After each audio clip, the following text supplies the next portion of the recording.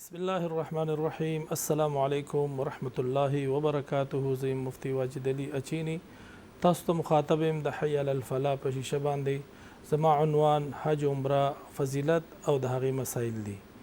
مخکې حصه کې ما 12 ذوالحجې احکامات بیان کړي وو او د 12 ذوالحجې دا 5 ورځ ده د حج، چونکې حج 8 ذوالحجه، 9 ذوالحجه، 10 11 او 12 ده. په دې کې زمونږ مخکې حصو کې بیان کړو چې زمونږ لا هر مونځ نه پس تکبیرات تشریک دي چې هغه مونږ الله اکبر الله اکبر لا اله الا الله والله اکبر الله اکبر ولله الحمد وایو. 14 ذوالحجې زمونږ شپږم ورځ به د حج، په دې باندې زمونږ په مازیګر په ټیم باندې تکبیرات تشریک ختم شي. مونږ د شیطانانو د ویشتلو مسائل مخکې بیان کړو، د هغې فضیلت هم بیان کړو چې یو شیطان په یو کاڼي ویشتل یو لویه کبیره ګناه چې په هغې باندې انسان جهنم ته ځي، هغه الله معاف کوي. نو دا تاسو دا 3 ورځې چې شیطانانو لی 49 لوی کبیرې غټې ګناهونه الله ستاسو معاف کوي. اوس دې کې شریعت تاسو ته یو اجازت درکړی دی د 10 ذوالحجې ایسارېدل په مینا کې. د هغې نن وضاحت کومه او بیا به دا طواف وداعي وضاحت کومه چې دا اخیری عمل د حج په احکاماتو په فرایض او واجباتو کې اخیری حکم دی او اخیری عمل دی. نو 14 تاریخ د ذوالحجې دې باندې که یو انسان وایي چې دا ډېر لوی ثواب دی او زه ایسارېږم، نو شریعت هم ورته اجازت ورکوي چې ته کمینا کې ایثار شوې او سبا در باندې روختو، نو بیا خو ویشتل پتا باندې واجب شو. او کچری 12 ذوالحجه باندې تاسو شیطانان وویشته او تاسو ته هم اختیار دی، حاجیانو صاحبانو ټولو ته اختیاري، کچری تاسو تلل غواړئ او د مینا نه وځئ، نو تاسو د ماښام نه مخکې د مینا نه وځئ چې غروب په تاسو باندې رانشي، تاسو مینا نه وځئ، په تاسو باندې بیا د بلې شپې ایسارېدل نشته دی. که ماښام نه پس سړی وځي، ماسخوتن نه پس سړی وځي، په تیاره کې وځي، نو دا وتل مکروه دی، بیا دله دا وتل مناسب نه دی. ها واجب پې نه دی خو مکروه دی، کراهیت پکې شته. دته شریعت وایي چې ماښام نه پس ته بیا وځي، نو دا ایثار شه، دا وتل تاله ښه نه دي. خو دې باندې که چېرې دی ووتو د ماښام نه پس، د ماسخوتن نه پس، په څه دم پې واجبېږي؟ نه، دم پې نه واجبېږي. ها کچری د باندې د 14 سبا روختو، سبا پې طلوع فجر پې وشو،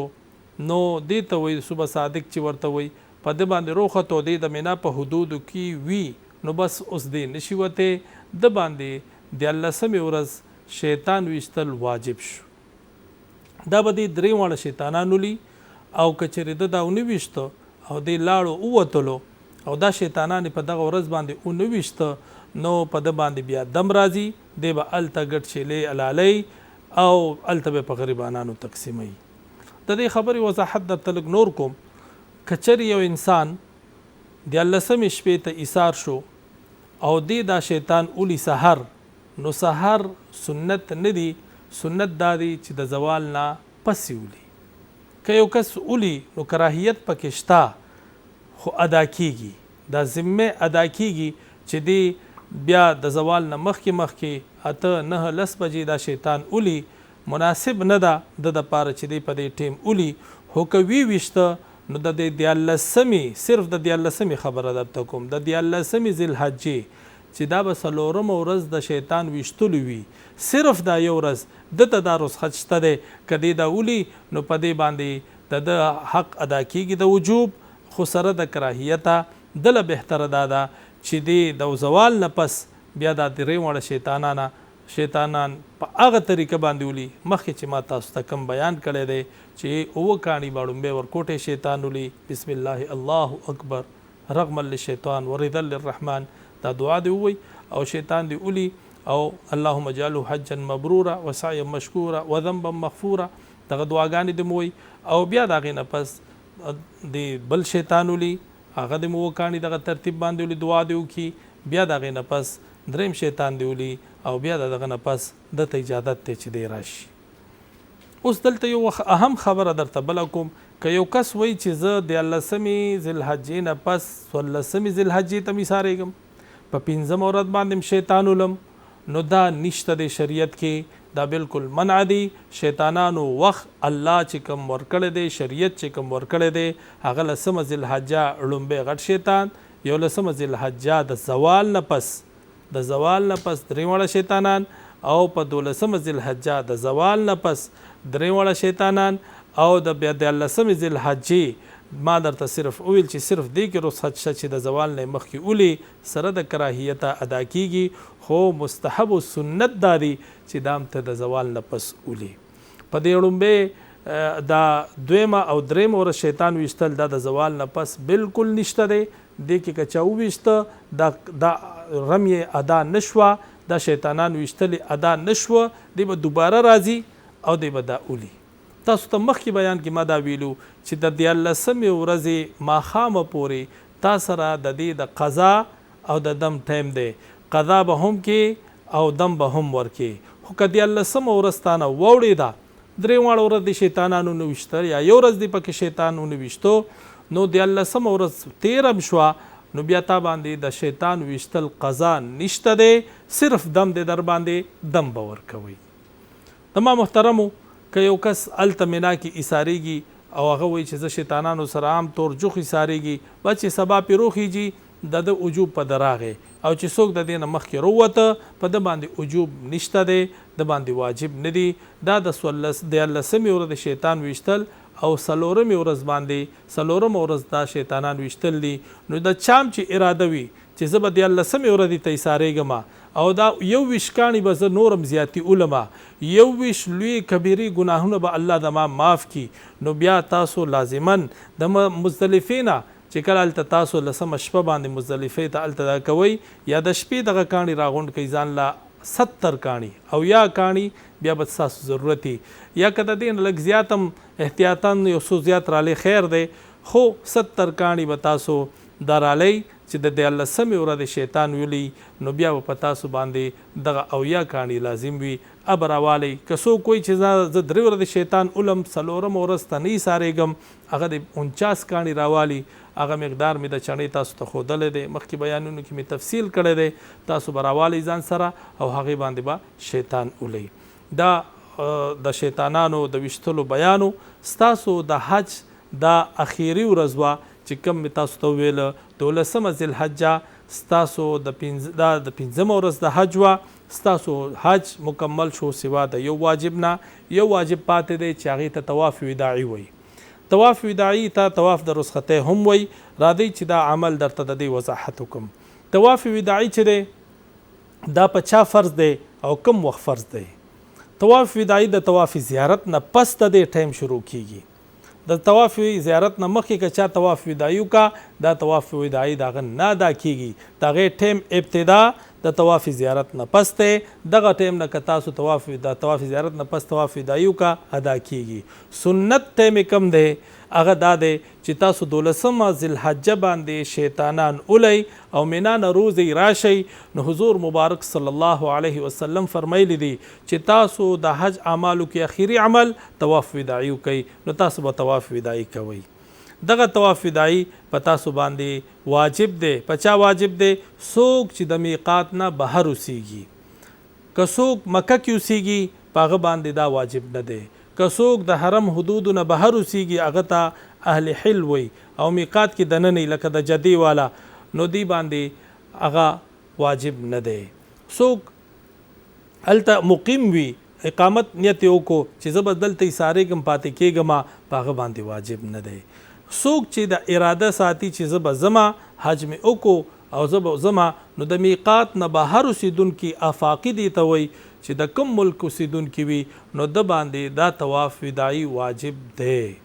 دی به دا طواف وداعي کوي. که طواف زیارت نه پس تاسو یو طواف هم وکړو نفلي طواف هم تاسو وکړو او هغه نفلي نیت باندې تاسو کو نو ستاسو طواف وداعي په ځای باندې قائم مقام جوړیږي چاته موقع ملو نشوه او دی بیمار شو یا د عذر راغی یا د مدینې ته زر لاړو او یا د پاکستان ته زر راځي یا بل ملک ته زر ځي د یو طواف هم کړی وي بس دا قائم مقام د طواف وداعي شو د باندې بیا دم نشته دی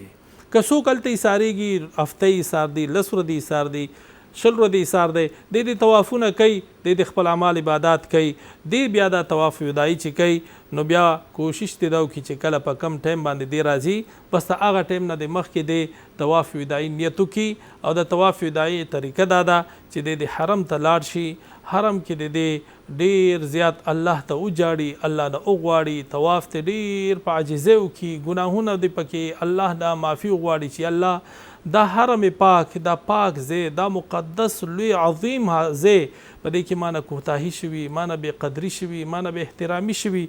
یا الله مانه سستی او غفلت شوي مانه کومه ګناه شوي د ما د بدن د اعمالو د عباداتو کم ګناهونه شوي ما ته معافي وکړي په خپلو ګناهونو جاړه غواړه او بیا فراق د خانه کعبې افسوس پې کوه او په دې فراق باندې جاړه او دا دعا غواړه چې الله د اخیری مکې بیا مې راوستلی کې او بیا د دې طواف چې وکړي که ملتظم ته نږدې کېدی شي ملتظم ته ورشه دا خیر ننګې پې کېده او دا سینه ورسره ملو کا او دا دعاګانې غواړه او ملتظم نه مقام ابراهیم سره ودرېږه دعاګانې غواړه او دکه شان حتیم کې منځونه وکړه دعاګانې غواړه بیا چې راشي زمزم وسکه 2 رکعته مونځ وکړې هغې کې الله نه وغواړه معافي وغواړه او بیا زمزم چې وسکې زمزم ښه ډېرې وسکه چې څونه څکلی شي بیا پاکستان کې داسې نه میلاویږي هغه چې وسکې په ځان باندې هم په تندي باندې واچوه په خپل ځان باندې اچولی شي مبارکې اوبه دي هغه وکړه او بیا ډېر په افسوس سره په شا ګوره او زه که په شا د دې د ادب سنت نه دی نه واجب دی که په ادب او مشایخو د مونږه ذکر کړي دي که ادب او ډیر تعظیم د پاره که تلک په شا لاړې نو خیر دی